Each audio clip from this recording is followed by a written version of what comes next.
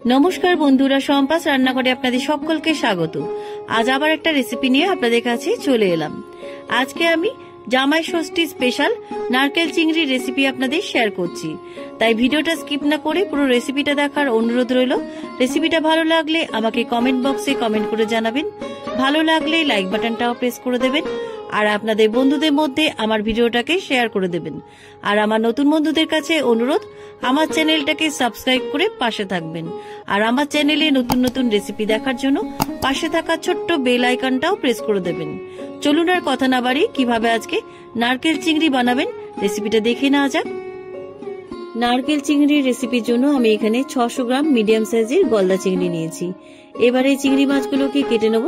কিভাবে কাটবো সেই পদ্ধতিটাও আপনাদের দেখিয়ে দিচ্ছি। প্রথমে একটা চিংড়ি মাছ নিলাম। এবার চিংড়ি মাছের এই যে পাগুলো আছে সেই পাগুলোকে আমি কাঁচি দিয়ে কেটে নিচ্ছি। আমি এখানে কাঁচি দিয়ে কাটছি, আপনারা বটি দিয়েও কেটে নিতে পারেন। পাগুলোকে কেটে নিলাম। এবার যে পেছনের দিকে যে ছোট ছোট পাগুলো আছে সেগুলো আমি কাঁচি দিয়ে কেটে নিচ্ছি।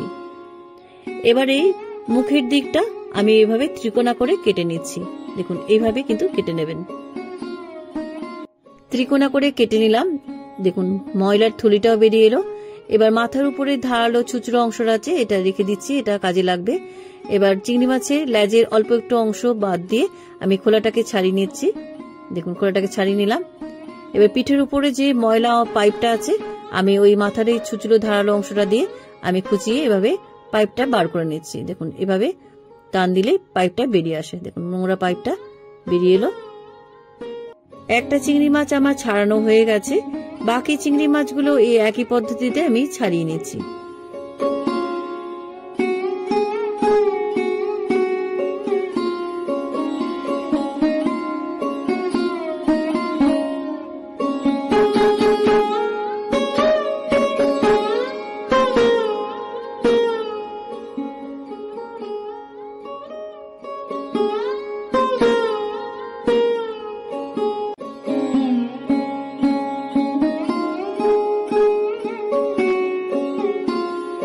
সবকটা গলদা চিংড়ি কেটে বেছে ধুয়ে ভালো করে নিয়ে চলে এসেছি। এবারে এই চিংড়ি মাছগুলোতে আমি লবণ আর হলুদ মাখিয়ে রাখছি।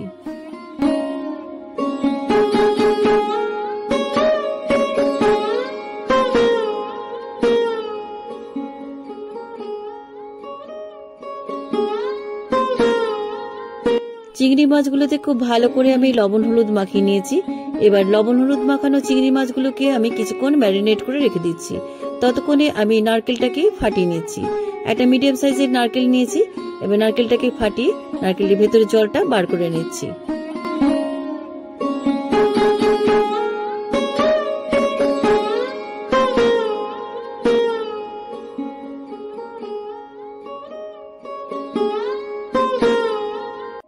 নারকেলটা আমার ফাটানো হয়ে গেছে।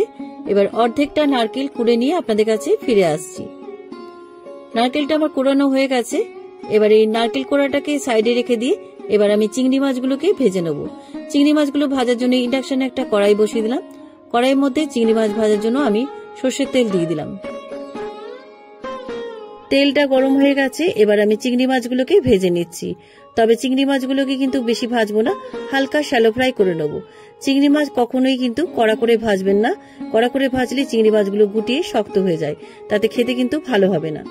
এবার চিংড়ি মাছগুলোকে আমি শ্যালো ফ্রাই করে নিচ্ছি।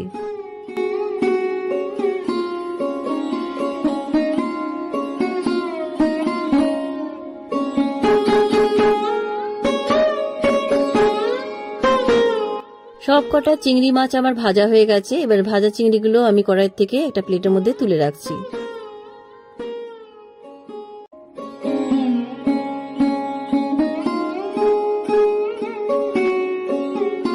কড়াই থেকে সব কটা ভাজা চিংড়ি আমি তুলে নিলাম।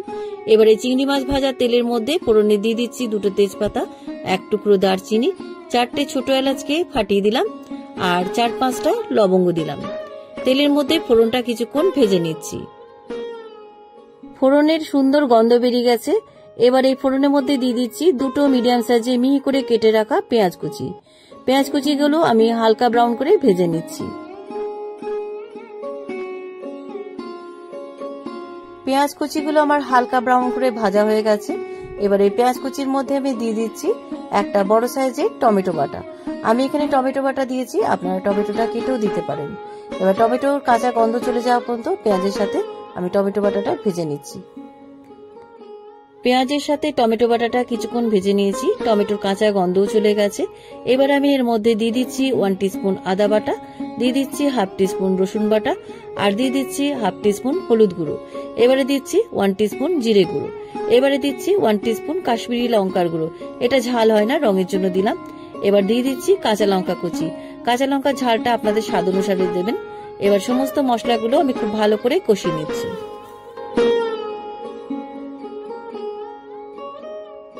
সমস্ত মশলাগুলো কিছুক্ষণ কষিয়ে নেওয়ার পর আমি এর মধ্যে দিয়ে দিচ্ছি স্বাদ অনুসারে লবণ, আর স্বাদটা ব্যালেন্স রাখার জন্য দিয়ে দিচ্ছি 1 টিস্পুন চিনি। চিনিটা কিন্তু স্কিপ করবেন না, চিনিটা কিন্তু অবশ্যই দেবেন। যে কোনো চিংড়ি মাছের আইটেমে চিনি দিলে পরে চিংড়ি মাছের স্বাদের গুণ অনেকটাই বেড়ে যায়।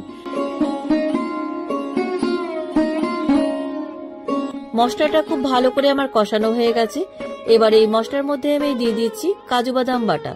আমি 10-12টা কাজু বাদাম ভিজিয়ে মিক্সিতে বেটে নিয়েছিলাম। এবার এই কাজু বাদাম বাটিতে অল্প একটু জল দিয়ে মশলার মধ্যে দিয়ে দিলাম। এবার এই কাজু বাদাম বাটাটা দিয়ে আরো 5 মিনিট আমি মিডিয়াম আঁচে মশলাটাকে কষিয়ে নিচ্ছি। এই সময় আঁচটাকে কিন্তু মিডিয়ামে রেখে দেবেন। আর যেহেতু কাজু বাদাম বাটা দেওয়া আছে, তাই কিন্তু মশলাটা তলায় ধরে যেতে পারে, তাই কিন্তু অনবরত নাড়তে থাকবেন। কাজু বাদাম বাটা দেওয়ার পর আরো 5 মিনিট আমি মশলাটা খুব ভালো করে কষিয়ে নিয়েছি। এবার আমি যে নারকেলের জলটা তুলে রেখেছিলাম সেই জলটা মশলার মধ্যে দিয়ে দিলাম। নারকেলের জলটা মশলার মধ্যে খুব ভালো করে মিশিয়ে দিচ্ছি। গ্রেভিটা ফুটে ওঠার পর আমি এর মধ্যে দিয়ে দিচ্ছি আগে থেকে ভেজে রাখা গলদা চিংড়িগুলো।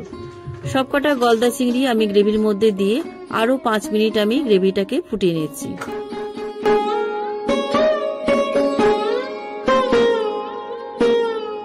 গলদা চিংড়িগুলো গ্রেভির মধ্যে দিয়ে 5 মিনিট ফুটিয়ে নেওয়ার পর আমি এর মধ্যে দিয়ে দিচ্ছি 1 টিস্পুন গরম মশলার গুঁড়ো, আর দিয়ে দিচ্ছি 1 টিস্পুন গাওয়া ঘি।